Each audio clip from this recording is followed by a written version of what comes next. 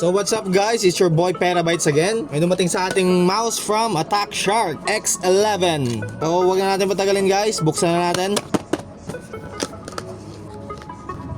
Bukas ang box, ang kanyang charging dock. Yan. Next, ang kanyang Type-C braided na cable. Yan.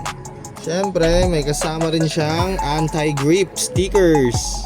At syempre, manual na bihira lang mabasa. And last but not the least, the mouse itself. Yun, no? Napaka-minimal ng design, guys. By the way, black. Available din to in white, guys. Available sa shop. Ito naman yung ilalim niya, guys. Yan. Dito yung switches, on or off.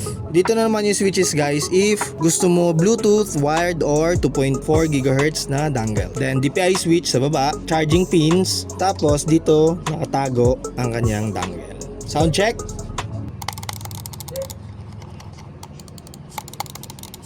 Yun.